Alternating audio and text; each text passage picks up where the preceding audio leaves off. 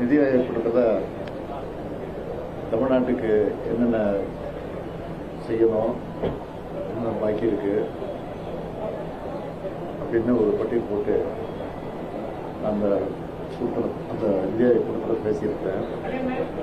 குறிப்பாக சொல்லணும்னா பள்ளிக்கல்வித்துறைக்கான தமிழ்நாட்டுக்கு சேர வேண்டிய எஸ்எஸ்ஏ நிதியை பெறுவது, அதேபோல் கோவை மற்றும் மதுரைக்கான மெட்ரோ திட்டங்கள், அங்குள்ள விமான நிலையங்களை விரிவாக்குறது,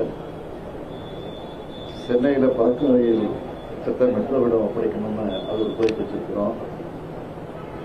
அடுத்தது செங்கல்பட்டு திண்டிவனம் நேஷனல் ஹைவே சாலையை 8 வழிச்சாலையா ஆக்கணும்னு ஒரு கோரிக்கை வச்சிருக்கிறோம். கோவையில் எய்ம்ஸ் மருத்துவமனை அமைக்கிறதுக்கு கோரிக்கை வச்சிருக்கிறோம். ஆயுதராப்டர் மற்றும் பழங்குடியின மக்களுடைய மாண்பை நிலைநிறுத்தக்கூடிய வகையில் அவருடைய சாதி பேரின் விகுதிகளை மாற்றுவது, கிறிஸ்துவராக மாறிய ஆயுதராப்டர் மக்களை ஆயுதராப்டர்கள் சேர்க்கிறது, இலங்கை கடற்படையால் சிறைபிடிக்கப்பட்டிருக்கக்கூடிய இந்திய மீனவர்களை மற்றும் அவருடைய படகுகளை மீட்பது ஆகிய கோரிக்கையெல்லாம் வலியுறுத்தி அங்கே நான் பேசியிருக்கேன்.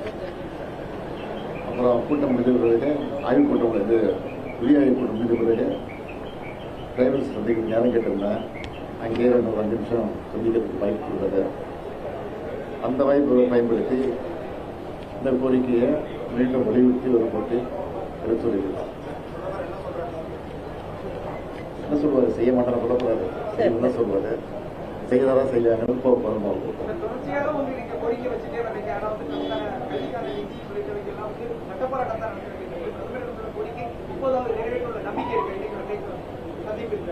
ஏற்கனவே மெட்ரோ ரயிலுக்கு வந்து சேர வேண்டிய பணத்தை நிறுத்தி வச்சிருந்தாங்க. அப்போ அந்த கோரிக்கை வெளியூர் சொன்னப்போ அது உடனே செஞ்சு கொடுத்தாரு. அதை நினைவுபடுத்தி தேங்க்ஸ் சொல்லும்போது நீ சொன்ன நான் செஞ்சேன்னு அதே மாதிரி இப்போ ஒன்று சொல்லியிருக்கேன், செய்யுங்கன்னு சொல்லிட்டு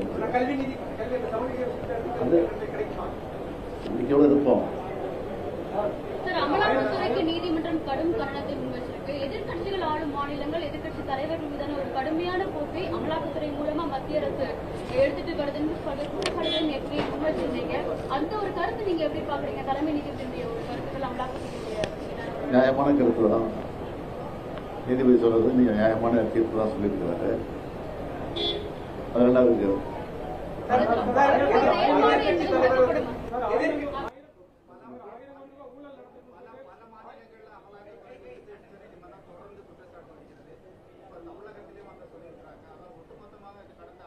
அது அரசியல் ரீதியா பண்றது. அது நாங்க எப்படி சொல்லிப்போம் சந்திப்போம்.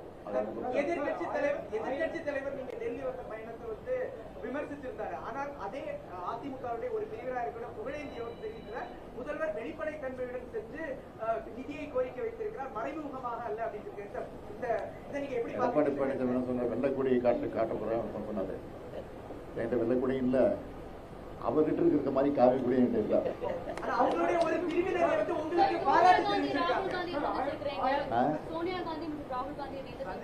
அது மரியாதை சந்திப்பு. எப்ப டெல்லிக்கு வந்தாலும் அவங்க சந்திக்காம போடுறதில்ல. அதே அடிப்படையில் சந்திச்சிருக்கேன். அதே நேரத்தில் அரசியலும் பேசுறோம், இல்லைன்னு சொல்லல.